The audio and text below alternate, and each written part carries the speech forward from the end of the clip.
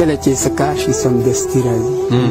کله چې څه کار شي سمدستي راځي او ځای ته د غرض به په شپیلي راځي او زړه دومره اعتبار به په دوی نه کوي دا د نیمې لارې یاران ځي راځي او کله چې ماښام شي تیاره جوړه شي یاد دې لکه سم ورورکي راځي او موږ خو په خفګان پسې خفګان مو چا وي چې په غم پسې ښادي راځي